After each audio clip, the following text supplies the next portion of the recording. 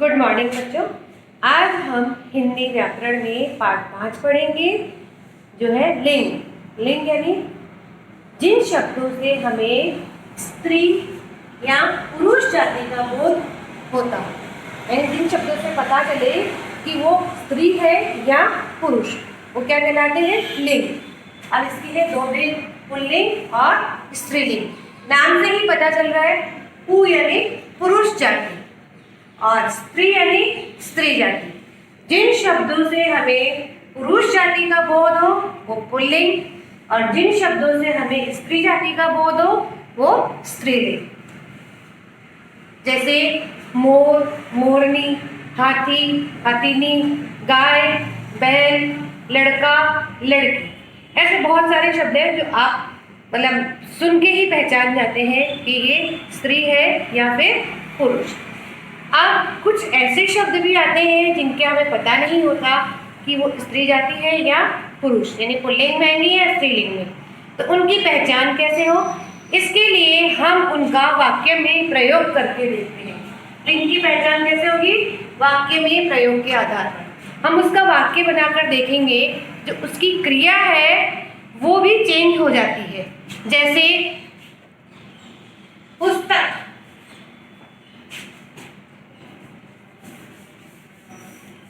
अब पुस्तक में आपको पता नहीं चलेगा कि ये स्त्री जाति है या पुरुष जाति। कैसे करेंगे? इसका वाक्य में प्रयोग करेंगे।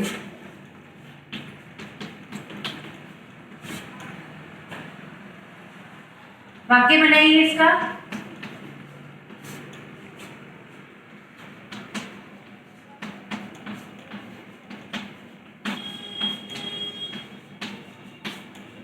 पुस्तक बहुत बड़ी है। अब इसको हम ऐसे नहीं बोल सकते कि पुस्तक बहुत बड़ा है। बड़ी, बड़ी से मालूम कर रहे हैं कि क्या है ये? स्त्रीलिंग। ये किस में आएगा? स्त्रीलिंग। ऐसे ही नदियों के नाम, सागर के नाम, पर्वतों के नाम, निर्जीव वस्तुओं के नाम, टेबल, चेयर, इन सब के नाम आप वाक्य में प्रयोग के आधार पर पता कर सकते हो कि ये स्त्रीलिंग है या पुल्लिंग। आगे हम इस चैप्टर को रीड करते हैं। देखिए, चित्र देखिए और उनके नीचे लिखे वाक्य पढ़िए। आपको अपनी बुक भी साथ में रखकर इसको साथ साथ रीड करते हुए समझना है। जैसे अध्यापक छात्रों को पढ़ाते हैं, अध्यापिका छात्रों को पढ़ाती हैं। देखिए, अध्यापक से अध्यापिका हुआ तो उसकी क्रिया भी चेंज हो गई। पढ़ाते की जगह क्या आ गया? पढ़ाती। नेक्स्ट है गाय दूध देती है। गाय का पुल्लिंग क्या होगा? बैल। तो बैल गाड़ी खींचता है। इसमें देखिए देती आ गया और खींचता, यानी स्त्रीलिंग और पुल्लिंग। ऊपर के वाक्य में अध्यापक तथा बैल शब्द पुरुष जाति का बोध कराते हैं और अध्यापिका तथा गाय शब्द स्त्री जाति का बोध कराते हैं। शब्द के जिस रूप से किसी संज्ञा के स्त्री या पुरुष जाति के होने का पता चलता है उसे लिंग कहते हैं। हिंदी भाषा में दो लिंग होते हैं, पुल्लिंग और स्त्रीलिंग। पहला है पुल्लिंग।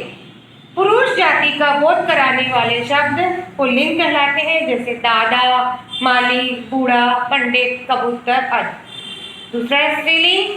स्त्री जाति का बोध कराने वाले शब्द स्त्रीलिंग कहलाते हैं, जैसे दादी, मालिन, बुढ़िया, पंडित नाइन, कबूतरी आदि। ऐसे आगे आपको कुछ स्त्रीलिंग और पुल्लिंग शब्द दिए हुए हैं। मोर, मोरनी, शेर, शेरनी, ऊंट, ऊँटनी, हाथी, हथीनी, घोड़ा, घोड़ी, लेखक, लेखिका, पाठक, पाठिका, नायक, नायिका, गायक, गायिका, सेवक, सेविका। और नेक्स्ट पेज नंबर 24 पर भी आपको स्त्रीलिंग और पुल्लिंग शब्द दिए हुए, जैसे बेटा, बेटी, बच्चा, बच्ची, चिड़ा, चिड़िया, बूढ़ा, बुढ़िया, गुड्डा, गुड़िया, चूहा, चूहिया, डिब्बा, डिबिया, बंदर, बंदरिया, सेठ, सेठानी, जेठ, जेठानी, देवर, देवरानी, दादा, दादी, चाचा, चाची, पति, पत्नी, युवक, युवती, शिक्षक, शिक्षिका, सुनार, सुनारिन, कुम्हार, कुम्हारिन, सहपाठी, सहपाठिन, ग्वाला ग्वाले, धोबी धोबिन, पंडित पंडिताइन, बादशाह बेगम, बैल गाय, नर्तक नर्तकी, मामा मामी, पिता माता, पुरुष स्त्री और श्रीमान श्रीमती। आगे इसकी एक्सरसाइज है वो हम बाद में करेंगे। अब आ जाइए पेज नंबर 26 पर, लिंग की पहचान जो मैंने अभी आपको यहाँ पे बताई थी। बच्चों आप जानते हैं न केवल प्राणियों बल्कि वस्तुओं, स्थानों और भावों के नाम भी संज्ञा होते हैं। आपको मालूम है, पहले पढ़ चुके हो संज्ञा क्या होता है। दुनिया में जितनी भी चीजें हैं उन सबका कोई ना कोई नाम है और वो नाम क्या कहलाते हैं, संज्ञा। अब ऐसा नहीं कि किसी इंसान का जानवर का नाम रखा आपने वो संज्ञा, नहीं। अब ये चेयर है, कुर्सी, कुर्सी भी संज्ञा में आएगी। मेरे हाथ में क्या है, किताब, किताब भी क्या आएगी, संज्ञा में। अब वो आप पूरा चैप्टर पढ़ चुके हो, उसमें जातिवाचक, भाववाचक, व्यक्तिवाचक संज्ञा। तो अब देखिए आगे, जैसे चीनी, मंदिर, कमीज, बचपन, लंबाई आदि। ऐसे शब्दों में स्त्रीलिंग या पुल्लिंग की पहचान करना थोड़ा कठिन होता है। इनमें स्त्रीलिंग या पुल्लिंग की पहचान उनके वाक्यों में प्रयोग के को देखकर की जाती है। जैसे मैंने केला खाया। अब आपसे पूछे जाए कि केला शब्द क्या है, स्त्रीलिंग है या पुल्लिंग, आप बोलोगे पता नहीं, केला क्या है, एक फल है। लेकिन जब उसका हम वाक्य में प्रयोग करते हैं, केला खाया, खाया क्या है, उसकी क्रिया, खाया से पता चल रहा है वो पुल्लिंग में आएगा। उसने ताला खरीदा, बच्चे ने दूध पिया, मैंने लीची खाई, उसने पुस्तक खरीदी, बच्चे ने चाय पी। ऊपर के वाक्यों में केला, ताला, दूध पुल्लिंग शब्द है, लीची पुस्तक तथा चाय स्त्रीलिंग शब्द है। मैंने आपको बताया अभी पुस्तक बहुत बड़ी है नहीं, स्त्रीलिंग। हमें वाक्य में आय क्रियाओं से इसका पता चलता है, क्योंकि वाक्य में आय क्रिया शब्दों का प्रयोग लिंग के अनुसार ही होता है। अब आपको कोई वाक्य दे दिया जाए कि जिसमें आप लिंग परिवर्तन करो, जैसे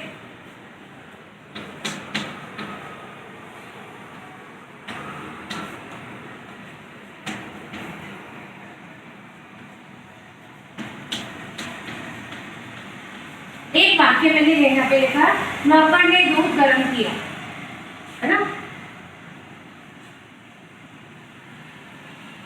इसका मैं आपको नॉर्मल बोलूं तो आप क्या करेंगे, लिंग परिवर्तन में सिर्फ इसका आएगा, नौकरानी ने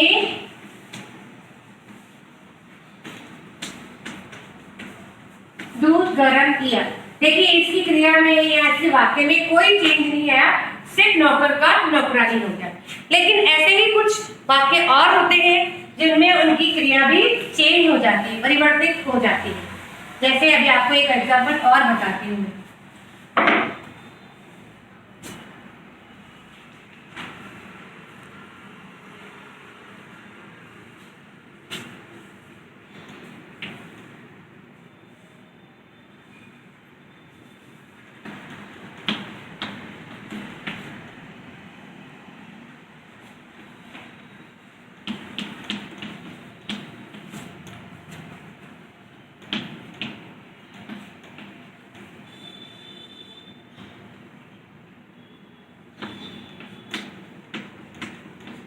ये एक वाक्य है, इसमें मेरी आपसे पूछना जाए तो क्या बोलोगे आप, मेरी क्या हो गया, स्त्रीलिंग, और इसको परिवर्तित करेंगे तो मेरा।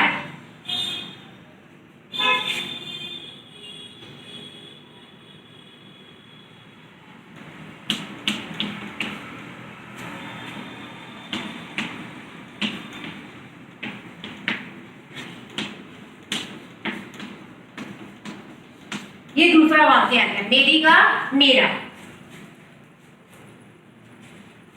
एक वाक्य और बताती हूं मैं आपको,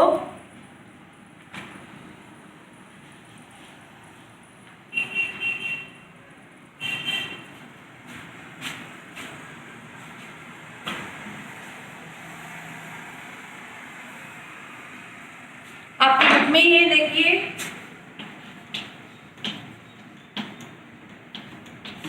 चिड़ा,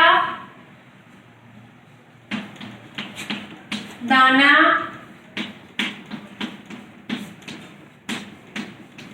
चुभता है। चिड़ा क्या है? पुल्लिंग। इसकी क्रिया भी क्या होगी? चुभता, यानी पुल्लिंग में। इसको अगर हम स्त्रीलिंग में बदलेंगे तो चिड़िया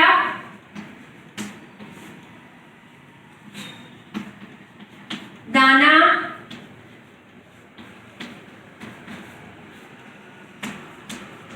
चुगती है।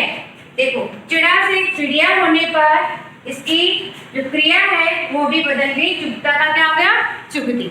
ऐसे ही आपको जब इसमें बोला जाए कि लिंग परिवर्तन करके वाक्य बदल कर लिखिए, तो आपको ये इसकी क्रिया भी बदल कर लिखनी होगी।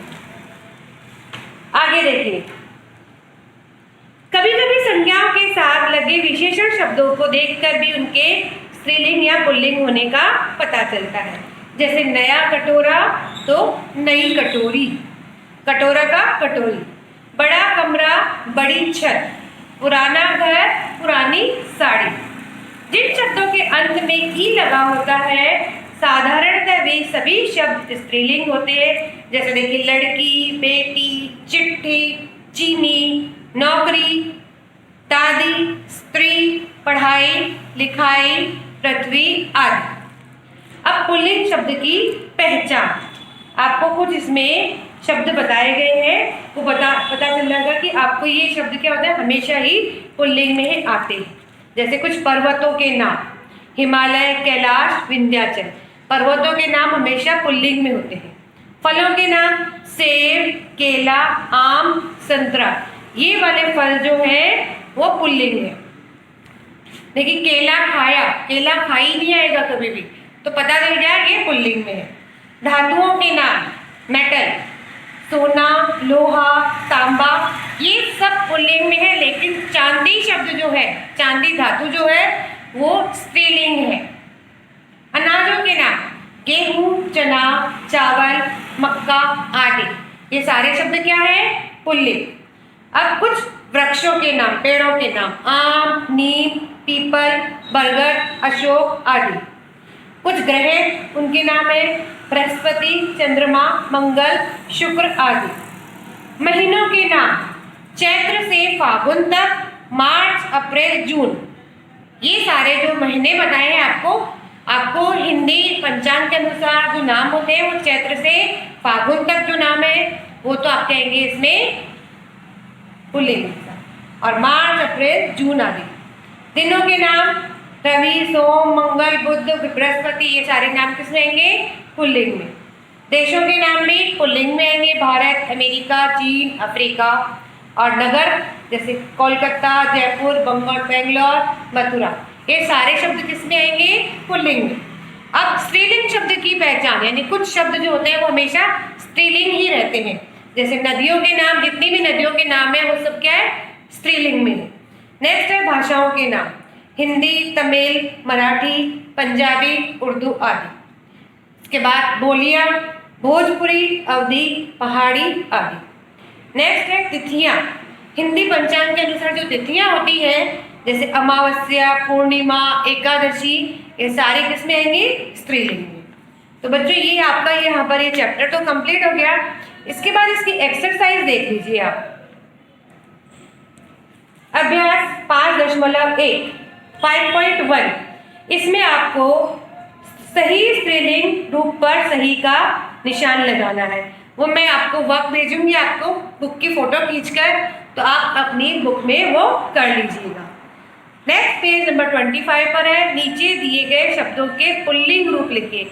यानी आपको स्त्रीलिंग शब्द दिए हुए उनको बदलकर पुल्लिंग में लिखना है। क्वेश्चन नंबर 3 जो है उनके लिंग बदलकर वाक्य दोबारा लिखिए। जैसे मैंने आपको ये वाक्य लिखकर दिखाया, ऐसे ही इन वाक्यों को दोबारा लिखना है। तो ये भी आप अपनी बुक में करेंगे। नेक्स्ट आ जाइए पेज नंबर 26। इसमें क्वेश्चन नंबर 4 है, सही लिंग वाला शब्द चुनकर वाक्य पूरे कीजिए। आपको क्या है? फिल इन द ब्लैंक्स दिए, पीछे 2 ऑप्शन दिए हैं। फर्स्ट नंबर देखिए, ब्लैंक नाचता है, और ब्रैकेट में दिया है मोर और मोरनी। तो नाचता से पता चल जाएगा आपको कि क्या आएगा? मोर। ऐसे आपको इसमें टिक करके और फिल इन द ब्लैंक्स में उसको फिल करके लिखना है। अब आ जाइए पेज नंबर 27 पर। वाक्यों में रंगीन छपे शब्दों के सही लिंग पर सही का निशान लगाइए।